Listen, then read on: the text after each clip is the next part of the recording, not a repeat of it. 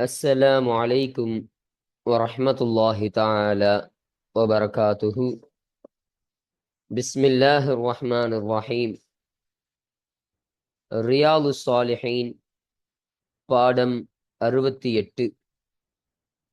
இந்த ரியாலு சாலிஹீன் கிதாபினுடைய 68ஆம் நாள் பாடத்தில் நாம் அமர்ந்திருக்கின்றோம். அல்ஹம்துலில்லாஹ். இன்றைய பாடத்தில் நன்மையின் பக்கம் முயற்சிக்குதல் என்ற இந்த தலைப்பின் கீழ் வரக்கூடிய அந்த ஹதீஸுகளை பற்றி நாம் பேசிக் கொண்டிருக்கின்றோம். அல்ஹம்துலில்லாஹ். நம்முடைய ஜாமியா ரகீப் எஜுகேஷனல் ட்ரஸ்டின் மூலமாக பல தீன் சம்பந்தப்பட்ட சேவைகளையும் பல துன்யா சம்பந்தப்பட்ட சேவைகளையும் நாம் செய்து கொண்டிருக்கின்றோம். இந்த சேவைகள் எவ்வித தொய்வின்றி தொடர்ந்து நடைபெறுவதற்காக நீங்கள் துஆ செய்யுங்கள். இன்னும் ஆதரவு தாருங்கள். நன்மையில் ஒன்று சேருவோம், முந்திக் கொள்வோம். உங்களுடைய நன்கொடைகளை எங்களுக்கு நீங்கள் வழங்க விரும்பினால் எங்களுடைய பேங்க் அக்கவுண்ட் டீட்டெயில்ஸ், வங்கி முகவரிகள் இங்கு கொடுக்கப்பட்டிருக்கின்றது. இது அல்லாமல் இங்கு QR ஸ்கேனும் கொடுக்கப்பட்டிருக்கின்றது. இதன் மூலமாக நீங்கள் ஸ்கேன் செய்தும் உங்களுடைய நன்கொடைகளை நீங்கள் எங்களுக்கு தாராளமாக வழங்கலாம். அல்லாஹு தஆலா இதன் மூலமாக உங்கள் வாழ்நாளை மென்மேலும் பரக்கத்தாக்கி தருவானாக. ஆமீன் ஆமீன் யா ரப்பல் ஆலமீன். இப்பொழுது இந்த ரியாலு சாலிஹீன் கிதாபில் 68ஆம் நாள் பாடத்தில் நாம் ஒரு ஹதீஸை பற்றி நாம் பேச இருக்கின்றோம். அந்த ஒரு ஹதீஸானது அல்லாஹ் சொல்லும் வார்த்தைகள் என்ற தலைப்பின் கீழ் அமையக்கூடிய ஒரு ஹதீஸாக இந்த ஹதீஸு நமக்கு இருக்கின்றது. இன்னும் இந்த பாடம் 1ஆம் பிரிவாக இருக்கு. இப்போ பிரிவு 1ஆக இருக்கு. அப்போ எதன் காரணமாக இது 1ஆம் பிரிவாக இருக்கு என்பதை பார்க்கும் பொழுது இந்த அல்லாஹ் சொல்லும் வார்த்தைகள் என்ற இந்த தலைப்பின் கீழ் அமையக்கூடிய இன்று பார்க்கக்கூடிய இந்த ஹதீஸ் ஆகிறது. இது ஒரு தொவையிலான ஒரு நீண்ட ஹதீஸாக இருப்பதன் காரணமாக இதை 2 பிரிவுகளாக நம்ம படிச்சிருக்கோம். இப்போ இது ரொம்ப பெரிய ஹதீஸாக இருக்கு. இப்போ இந்த பெரிய ஹதீஸ ஒரே ஒரு பாடத்துல சொன்னோம் என்று சொன்னால் நமக்கு ரொம்ப நேரம் எடுத்துரும், நேரங்கள் அதிகமாக செலவிடக்கூடும். அப்ப அதன் காரணமாக இந்த ஹதீஸை நாம் 2 பிரிவுகளாக பிரித்து நாம் இந்த ஹதீஸை உங்களுக்கு தொகுத்து தந்திருக்கின்றோம்.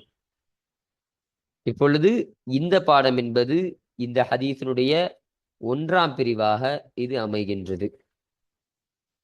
அப்போ இந்த ஹதீஸில் ஸல்லல்லாஹு அலைஹி வஸல்லம் அன்னவர்கள் என்ன சொன்னார்கள் என்பதை பார்க்கும் பொழுது இந்த ஹதீஸானது ஹதீஸ் குதுசியாக இருக்கு.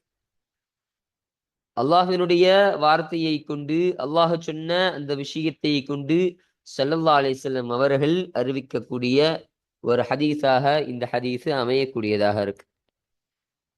அதனால்தான் இதை அல்லாஹ் சொல்லும் வார்த்தைகள் என்று நம்ம இதற்கு பேர் வச்சிருக்கிறோம். இப்போ அல்லாஹ் சொல்லும் வார்த்தைகள் யாருக்கு அல்லாஹு தஆலா சொல்கிறான் என்று பார்க்கும் பொழுது தன்னுடைய அடியார்களுக்கு சொல்லக்கூடியவனாக அல்லாஹு தஆலா இருக்கிறான். அப்படி என்னென்ன விஷயங்களை அல்லாஹு தஆலா தன்னுடைய அடியார்களுக்கு சொல்லி வலியுறுத்தக்கூடியவனாக இருக்கின்றான் என்பதை பார்க்கும் பொழுது முதலாவதாக அல்லாஹு தஆலா சொல்வான், என்னுடைய அடியார்களே, நான் நேர்வழி காட்டியவரை தவிர நீங்கள் அனைவரும் வழிகெட்டவர்களாகவே இருக்கின்றீர்கள். எனவே என்னிடம் நீங்கள் நேர்வழியை கேளுங்கள், நான் நேர்வழி தருகிறேன் என்பதை அல்லாஹு தஆலா முதலாவது விஷயமா சொல்றான். அப்போ நான் யாருக்கெல்லாம் நேர்வழி அளிச்சனோ அவங்க மட்டும்தான் நேர்வழி பெற்றவங்களா இருக்காங்க. மற்றவர்கள் எல்லாருமே லலாலத்தில் தீங்கான தவறான வழியில் இருக்கக்கூடியவராக தான் இருக்கின்றார்கள். அதனால் உங்களுக்கு நேர்வழி வேண்டும் என்று சொன்னால், என்னுடைய பொருத்தம் உங்களுக்கு வேண்டும் என்று சொன்னால், நன்மையின் பக்கம் நீங்கள் முயற்சிக்க வேண்டும் என்று சொன்னால், நீங்கள் நேர்வழி பெற்றுக் கொள்ளுங்கள். நேர்வழி வேண்டும் என்று சொன்னால் என்னிடத்தில் நீங்கள் வந்து கேளுங்கள், நான் நேர்வழி உங்களுக்கு அளிக்கின்றேன் என்பதை அல்லாஹு தஆலா வாக்குறுதி தரான். இப்படியான சில விஷயங்களை ஒரு உபதேசமாக, ஒரு சில வார்த்தைகளாக அல்லாஹு தஆலா இந்த ஹதீஸின் மூலமாக நமக்கு சொல்லக்கூடியவனாக இருக்கான். அடுத்தபடியாக சொல்வான், என்னுடைய அடியார்களே, நான் உணவளித்தவரை தவிர நீங்கள் அனைவரும் பசியால் வாடுபவர்களே. நீங்கள் பசியால் வாடிக்கொண்டே இருக்கக்கூடியவர்களா இருக்கிறீங்க. நான் யாருக்கெல்லாம் உணவளிச்சனோ அவங்க மட்டும் தான் பசியானவர்களா இருக்காங்க. மற்றவங்க எல்லாருமே பசியானவர்கள் தான். அதனால் நீங்கள் உங்களுக்கு உணவு வேண்டும் என்று சொன்னால் என்னிடத்தில் உணவை கேளுங்கள், நான் உங்களுக்கு வழங்குகிறேன், நான் உங்களுக்கு உணவளிக்கின்றேன் என்பதை அல்லாஹு தஆலா சொல்றான். மூன்றாவது விஷயமாக, என்னுடைய அடியார்களே, நான் ஆடை அளித்தவரை தவிர, நான் ஆடை அணிவித்தவரை தவிர நீங்கள் அனைவர்களும் நிர்வாணமாக இருக்கக்கூடியவர்களாக இருக்கிறீர்கள். எனவே உங்களுக்கு ஆடை வேண்டும் என்று சொன்னால் என்னிடத்தில் ஆடையை நீங்க கேளுங்கன்னு சொல்றான். நான்காவதாக, இரவிலும் பகலிலும் நீங்கள் தவறு செய்யக்கூடியவர்களா இருக்கிறீங்க. அந்த பாவத்தை எல்லாம் நான் மன்னிக்க கூடியவனா இருக்கிறேன். அதனால நீங்கள் செய்த அந்த பாவங்களுக்காக என்னிடத்தில் வந்து நீங்க தௌபா செய்யுங்க. நீங்க இஸ்திக்ஃபார், நீங்கள் பாவ மன்னிப்பை தேடிக்கொள்ளுங்கள். உங்களுடைய பாவங்களை நான் மன்னித்து விடுவேன், உங்களை நான் மன்னிப்பேன் என்பதை அல்லாஹு தஆலா இதன் மூலமாக நமக்கு சொல்வான். அடுத்தபடியாக ஒரு விஷயத்தை அல்லாஹு தஆலா தெளிவுபடுத்துவான். என்னுடைய அடியார்களே, நீங்கள் எனக்கு தீங்கு செய்து விட முடியாது. எந்த ஒரு தீங்கு எனக்கு நீங்க செஞ்சிட முடியாது. நீங்கள் எனக்கு எந்த ஒரு பலனளிக்கும் விஷயத்தையும் நீங்கள் எனக்கு செஞ்சிட முடியாது. அப்போ உங்களால எனக்கு பயனை அளிக்க முடியாது, உங்களால எனக்கு தீங்கையும் நீங்கள் அளிக்க முடியாது. உங்களில் முதன்மையானவர்களும் சரி, உங்களில் இறுதியானவர்களும் சரி, உங்களில் மனிதர்களும் சரி, உங்களில் ஜின்களும் சரி ஆகிய எல்லா உயிருமே ஒரே ஒரு இதயத்தில் தான் இருக்கு.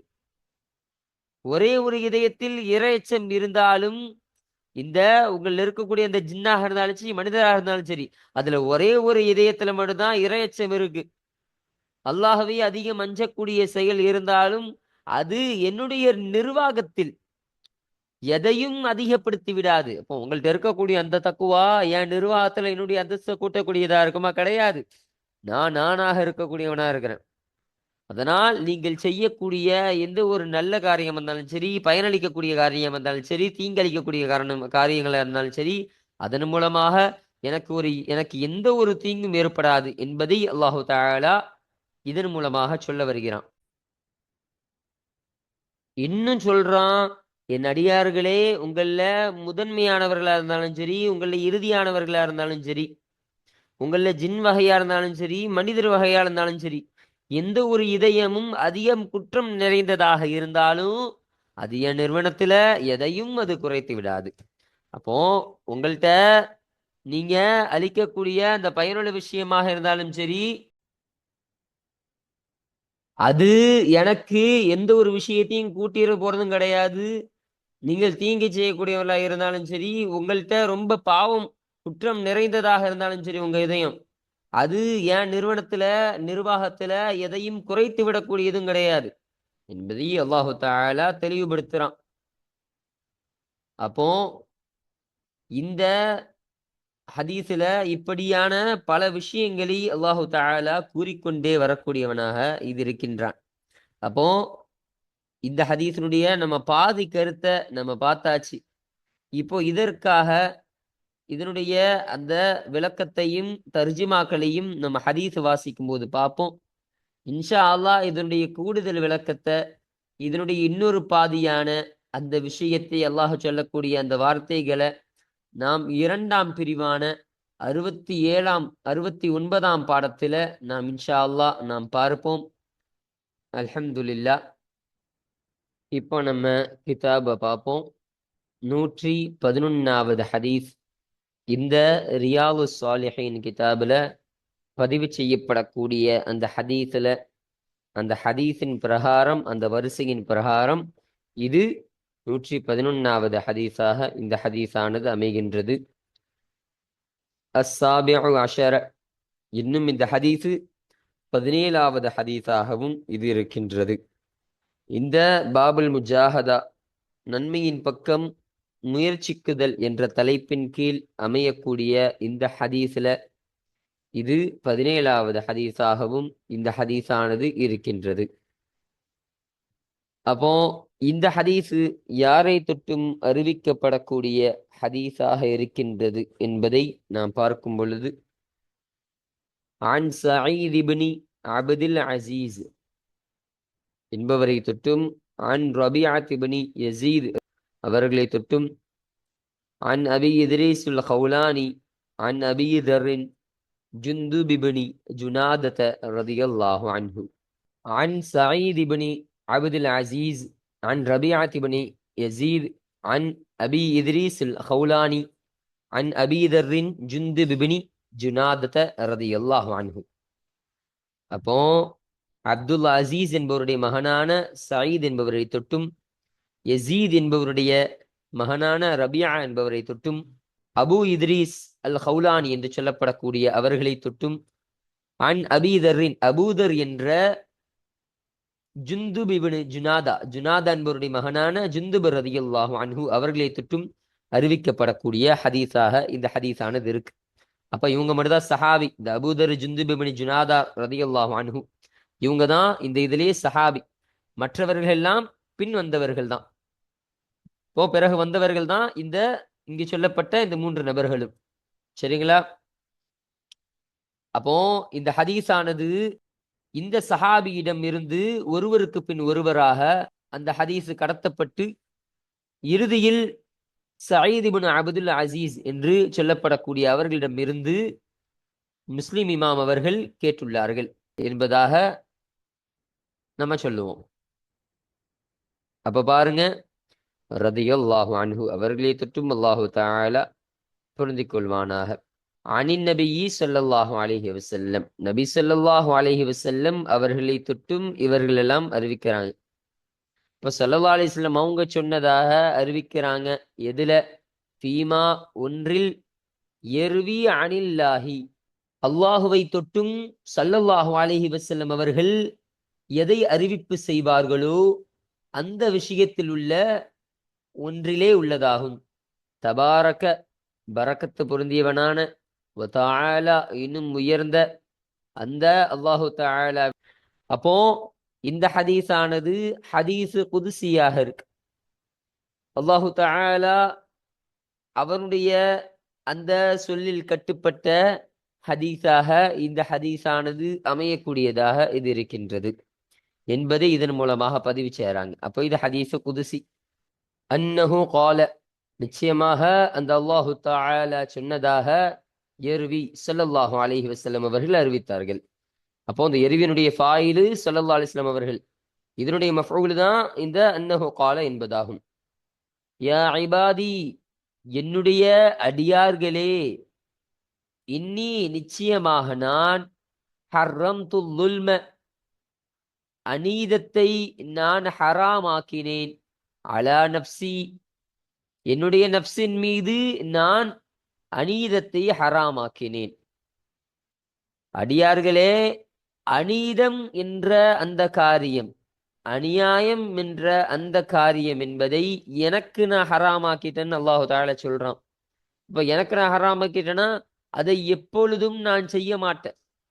எந்த ஒருவருக்கும் நான் அநீதத்தை இழைக்க மாட்டேன். அப்போ அவர் தரஜாவால் உயர்ந்தவராக இருந்தாலும் சரி, அவர் தரஜாவால் ரொம்ப தாழ்ந்தவராக இருந்தாலும் சரி, அவர் காஃபிராக இருந்தாலும் சரி, முஸ்லிமாக இருந்தாலும் சரி, எப்படிப்பட்டவராக இருந்தாலும் சரி, அந்த அநீதம் என்பது நான் யாருக்கும் இழைக்க மாட்டேன். அந்த அநீதம் இழைக்கும் என்ற தன்மையை எனக்கு நான் ஹராமாக்கி விட்டேன். அப்போ எனக்கு ஹலாலான காரியத்தை தானே செய்வேன். அநீதம் என்பதெல்லாம் எனக்கே ஹராம் அப்படின்னு அல்லாஹ் தாலா சொல்றான். அப்ப அல்லாஹு செய்யக்கூடிய ஒவ்வொரு செயலும், அல்லாஹ் விதிக்கக்கூடிய ஒவ்வொரு முடிவும் அது நீதமானதாகவே இருக்கின்றது. அது 100%, 100% அது நீதமாதான் இருக்கும். அந்த நீதத்தில் அல்லாஹ் சொல்லக்கூடிய அந்த கருத்தில் எந்த ஒரு சின்ன அநீதம் கூட வந்துவிட முடியாது என்பதை அல்லாஹு தஆலா இந்த ஒரு விஷயத்தின் மூலமாக நமக்கு உணர்த்தி தருகிறான். இதுதான் ஆதாரமாகவும் இருக்கு. வஜஅல்துஹு, இன்னும் அந்த அநீதத்தை நான் ஆக்கி வைத்தேன், பைனக்கும் உங்களில் மத்தியிலும் ஆக்கி வைத்தேன், முஹர்ரமன் ஹராமாக்கப்பட்டதாக ஆக்கி வைத்தேன். ஃபலா தலாலமு, எனவே நீங்கள் அநீதம் இழைக்காதீர்கள், அநீதம் செய்யாதீர்கள் என்பதை அல்லாஹு தஆலா சொன்னான். அப்போ அந்த அநீதம், அந்த அநியாயம் என்ற விஷயத்தை நான் எனக்கு மட்டும் ஹராமாக்கல, அதை உங்களுக்கும் நான் ஹராமாக ஆக்கி வைத்திருக்கிறேன். உங்களுக்கு மத்தியிலையும் அதை நான் ஹராமாக்கப்பட்ட ஒரு செயலாக, ஒரு விஷயமாக நான் ஆக்கியிருக்கிறேன். அதனால் எப்பொழுதும் அந்த அநீதத்தை நீங்கள் செய்து விடாதீர்கள், எந்த ஒருவருக்கும் நீங்கள் அநீதத்தை இழைத்து விடாதீர்கள் என்பதை அல்லாஹு தஆலா இதன் மூலமாக தன்னுடைய அடியார்களுக்கு சொல்ல வருகிறான். இன்னும் சொல்றான், யா இபாதி, என்னுடைய அடியார்களே, குல்லுக்கும் உங்களில் ஒவ்வொருவரும், லாலுன் வழிகேடானவர்களாகவே இருக்கின்றீர்கள், இல்லாமன் ஹதைத்துஹு, நான் யாருக்கு ஹிதாயத்து வழங்கினேனோ, நான் யாருக்கு நல்வழி தந்தேனோ அவரை தவிர எல்லாரும், உங்களில் ஒவ்வொருவரும் நீங்கள் தவறான வழியில் இருக்கக்கூடியவராக இருக்கின்றீர்கள், லலாலத்தில் இருக்கக்கூடியவர்களாக இருக்கின்றீர்கள் என்பதை அல்லாஹு தஆலா சொல்றான். எனவே ஃபஸ்தஹ்தூனி, என்னிடத்தில் நீங்கள் ஹிதாயத்தை தேடிக்கொள்ளுங்கள், அஹ்திக்கும், உங்களுக்கு நான் ஹிதாயத்தை கொடுப்பேன், நேர்வழியை கொடுப்பேன் என்பதை அல்லாஹு தஆலா சொல்றான். அப்போ உங்களை எல்லாருமே வழிகேட்டில தான் இருக்கிறீங்க. நான் யாருக்கெல்லாம் ஹிதாயத்தை கொடுத்து என்னுடைய வழியில அவர்களை இழுத்து கொண்டேனோ, என்னுடைய ஹிதாயத் என்ற பாதையில் அவரையும் ஒருவராக நான் சேர்த்து கொண்டேனோ, அவரை தவிர எல்லாருமே அநியாயக்காரர்களா தான் இருக்கீங்க. அதனால நீங்கள் எல்லோரும் என்னிடத்துல நீங்க ஹிதாயத்தை கேளுங்க, ஹிதாயத்தை என்னிடத்தில் நீங்கள் தேடிக்கொண்டே இருங்கள். அப்படி தேடினால் நான் அந்த ஹிதாயத்தை, நான் அந்த நேர்வழியை உங்களுக்கு வழங்கக்கூடியவனாக இருக்கிறேன். நான் அந்த ஹிதாயத்தை வழங்கிடுவேன். என்னுடைய அடியான் நீ யாரு? என்னுடைய அடியான். அப்படி இருக்க நீ என்னிடத்துல ஹிதாயத்தை கேட்கிறாய், நல்வழியை கேட்கிற. அந்த நல்வழியை கொடுக்காமல் நான் நிற்பது கிடையாது. நீ கேட்டா நான் கண்டிப்பாக உனக்கு ஹிதாயத்தை கொடுத்து எனக்கு பொருத்தமுள்ள ஒரு அடியானாக, நேர்வழியில் இருக்கும் ஒரு அடியானாக உன்னை நான் ஆக்கி வைத்துக் கொள்வேன் என்பதை அல்லாஹு தஆலா இதன் மூலமாக சொல்றான். அடுத்தபடியாக சொல்றான், யா இபாதி, என்னுடைய அடியார்களே, குல்லுக்கும் உங்களில் ஒவ்வொருவரும் ஜாயிஉன், பசியானவர்களாக இருக்கின்றீர்கள், பசிக்கக்கூடியவர்களாக இருக்கின்றீர்கள், இல்லா மன் அத்அம்துஹு, நான் யாருக்கு உணவளித்தேனோ அவனை தவிர எல்லோரும், உங்களில் ஒவ்வொருவரும் நீங்கள் பசியாக இருக்கக்கூடியவர்களா இருக்கிறீங்க. எனவே ஃபஸ்தத்இமூனி, எனவே என்னிடத்தில் நீங்கள் உணவை தேடிக்கொள்ளுங்கள், சாப்பிடுவதை நீங்கள் தேடிக்கொள்ளுங்கள். உத்இம்கும், உங்களுக்கு நான் அந்த உணவை அளிப்பேன், உங்களுக்கு நான் உணவை புகட்டுவேன் என்பது அல்லாஹு தஆலா சொல்றான். இப்போ முன்னாடி சொல்லப்பட்ட அதே மாதிரி விஷயம்தான். உங்களை எப்படி நீங்க லலாலத்தில் இருக்கிறீங்க, என்கிட்ட ஹிதாயத்தை தேடினா நான் உனக்கு ஹிதாயத்தை தந்துருவேன்னு அல்லாஹு தஆலா சொல்றானோ, அதே போல வரிசையாக ஒவ்வொன்றாக சொல்லிக்கொண்டே இருக்கிறான். அப்போ நீங்க பசியோடு இருக்கக்கூடியவர்களா இருக்கிறீங்க, பசி தீர்ப்பவர்களா இருக்கிறீங்க. நான் யாருக்கு உணவளித்தனோ அவங்க மட்டும்தான் வயிறு நிறைஞ்சவங்களா இருக்காங்க. அப்போ நான் யாரை நாடி அவன் இன்னைக்கு சாப்பிடணும் நான் நாடுறனோ அவன்தான் இன்றைய பசியாக இல்லாதவனாக இருக்கிறான். பசி இல்லாத உணவருந்தி வயிறு நிரம்பியவனாக இருக்கிறான். அவனை தவிர மற்ற எல்லோரும் நீங்கள் பசியோடு தான் இருக்கிறீங்க. அப்போ உங்களுக்கு வயிறு நிறைய வேண்டுமா, உங்களுக்கு உணவு வேண்டுமா, அந்த உணவு வேண்டும் என்று சொன்னால் என்னிடத்தில் நீங்கள் தேடிக்கொள்ளுங்கள். நீங்கள் என்னுடைய அடியான். என்னுடைய அடியானை இந்த அல்லாஹு தாலா முதலாவதாக சொல்றான் எல்லா விஷயத்திலையும். அப்ப என்னுடைய அடியானாக நீ இருக்கிறாய், அதன் காரணமாக நீ என்னிடத்துல உணவு தேடிக்கொண்டால் நான் உனக்கு உணவை வழங்கக்கூடியவனாக இருக்கிறேன். உனக்கு நான் உணவை வழங்கி உன்னையும் நான் வயிறு நிரம்ப வைக்கக்கூடியவனாக நான் இருக்கின்றேன் என்பதை அல்லாஹு தாலா இதன் மூலமாக சொல்ல வருகிறான். அடுத்தபடியாக அல்லாஹு தாலா சொல்றான், யா இபாதி, என்னுடைய அடியார்களே, குல்லுக்கும் உங்களில் ஒவ்வொருவரும் ஆரின் நிர்வாணமானவராக இருக்கின்றீர்கள், நிர்வாணமான அமனமாக இருக்கக்கூடியவர்களாக இருக்கின்றீர்கள். எல்லா மண் கசௌதுஹு, நான் யாருக்கு ஆடை அணிவித்தேனோ அந்த ஒருவரை தவிர உங்களில் எல்லோரும் நிர்வாணமாக இருக்கக்கூடியவர்களா இருக்கிறீங்க. அப்போ அதன் காரணமாக அக்சுக்கும், எனவே என்னிடத்தில் நீங்கள் ஆடை அணிவதை நீங்கள் தேடிக்கொள்ளுங்கள். அக்சுக்கும், உங்களுக்கு நான் அணிவிப்பேன், உங்களுக்கு அந்த ஆடைகளை நான் அணிவிப்பேன் என்பதை அல்லாஹு தஆலா சொல்றான். அப்போ நீங்க எல்லாருமே நிர்வாணமா இருக்கக்கூடியவங்களா இருக்கீங்க. பிறக்கும் போது எல்லாருமே நிர்வாணமா தானே வந்தோம், யாரும் ட்ரெஸ்ஸோட ஒன்றும் பிறக்கலையே. அப்போ நான் யாருக்கெல்லாம் ட்ரெஸ்ஸை வழங்கினேனோ, நான் யாருக்கெல்லாம் அந்த ஆடைகளை கொடுத்தனோ, அந்த ஆடைகளை கொடுத்தவரை தவிர எல்லாருமே அம்மனமாக நிர்வாணமாக இருக்கக்கூடியவர்களா இருக்கிறீங்க. அதனால உங்களுக்கு ஆடை வேண்டும் என்று சொன்னால் என்னிடத்தில் நீங்கள் வந்து கேளுங்கள். உங்களுக்கு ஆடை அணிவிப்பதை என்னிடத்தில் நீங்கள் கேட்டுக்கொள்ளுங்கள். அப்படி கேட்பீர்கள் என்று சொன்னால் உங்களுக்கு நான் அந்த ஆடையை அணிந்து தரக்கூடியவனாக இருப்பேன். உங்களுக்கு அல்லாஹ் சொன்ன வார்த்தையை பாருங்க, அக்சுக்கும் சொல்றான். உங்களுக்கு நான் ஆடையை கொடுப்பேன்னு சொல்லல, அத்தைத்துன்னு சொல்லல. அல்லாஹு தாலா அக்சுக்கும் சொல்றான், உங்களுக்கு நான் ஆடையை அணிவிப்பேன்னு சொல்றான். இப்ப அல்லாஹு தாலாவே அந்த ஆடையை உங்களுக்கு போட்டு தருவான், உங்களுக்கு உடுத்தி தருவான் என்பதை அல்லாஹு தாலா இதன் மூலமாக சொல்றான். அப்போ இந்த ஒரு வார்த்தையின் மூலமாக அல்லாஹு தாலா தன்னுடைய அடியார்களின் மீது எந்த அளவிற்கு பாசமுள்ளவனாகவும் எந்த அளவிற்கு ரஹீமாக இரக்க குணமுடையவனாகவும் இருக்கின்றான் என்பதை இதன் மூலமாக நாம் விளங்கிக் கொள்ளலாம். அடுத்தபடியாக சொல்றான், யா இபாதி, என்னுடைய அடியார்களே, இன்னக்கும் நிச்சயமாக நீங்கள் துஹ்திஊன பில்லைலி வன்னஹாரி, இரவிலும் இன்னும் பகலிலும் பாவம் செய்து கொண்டிருக்கின்றீர்கள். வஅன, இன்னும் நானாகிறவன், அஃபிரு துனூப ஜமீஅன், அனைத்து பாவங்களையும் அதிகம் மன்னிக்கக்கூடியவனாக நான் இருக்கின்றேன். அப்ப பாவங்கள் அனைத்தையும் நான் மன்னிக்கக்கூடியவனாக நான் இருக்கிறேன். அடியார்களே, நீங்க பாவம் செய்யக்கூடியவர்களா இருக்கிறீங்க. அப்போ மனிதர்கள் எல்லாருமே பாவம் செய்யக்கூடியவர்கள் தான். அப்போ அந்த மனிதர்களாக இருக்கக்கூடிய நீங்க இரவிலும் பாவம் செய்யறீங்க, பகலிலும் நீங்கள் பாவம் செய்து கொண்டு இருக்கிறீங்க. அப்போ எல்லா நேரமும் நீங்க பாவம் செய்து கொண்டே இருக்கிறீங்க. இப்படிப்பட்டவர்கள் தான் நீங்கள். ஆனால் நானாகிறவன் அந்த பாவங்கள் அனைத்தையும் நான் மன்னிக்க கூடியவனா நான் இருக்கிறேன்.